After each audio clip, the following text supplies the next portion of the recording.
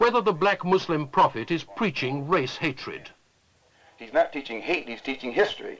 And since the American white man has used his control over the press and over the textbooks and over all forms of media to make it appear that he has done us a favor by bringing us here and enslaving us, then the Honorable Elijah Muhammad has to rewrite history or retell history. And since the white man can't dispute this truth, he tries to defend himself by saying that Mr. Muhammad is teaching hate. It's not hate to say that we were kidnapped and brought here, it's truth. It's not hate to say that we were Jim Crow, discriminated and segregated, it's truth.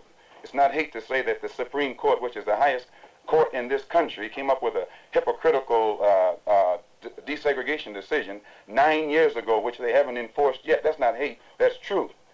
You're quoted as having said when an airliner crashed with a number of white people on board that you were glad it happened.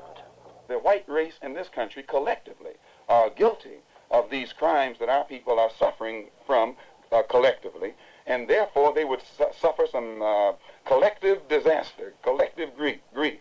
And when that plane crashed in France with 130 white people on it, and we learned that 120 of them were from the state of Georgia, the state that my own grandfather was a slave in, why, to me, it couldn't have been anything but an act of God, a blessing from God, and I frankly and sincerely pray for similar blessings from him to repeat themselves as often as he can spare them. But I take it then you support the freedom-loving attempts of the peaceful marchers in Alabama and these places. You don't get freedom peacefully. Freedom is never safeguarded peacefully. Anyone who is depriving you of freedom isn't deserving of a peaceful approach by the ones who are being deprived of their freedom.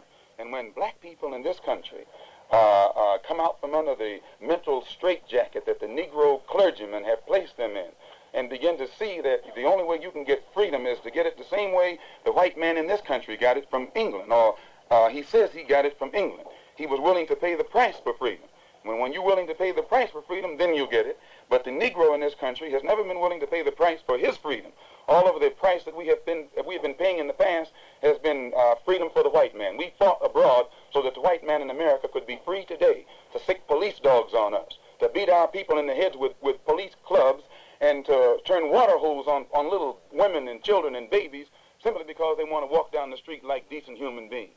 Now, the only way you can have peace is to eliminate those injustices, and the American white man is not going to eliminate them. He's going to talk that pretty talk, but he'll still continue to practice those inhuman deeds.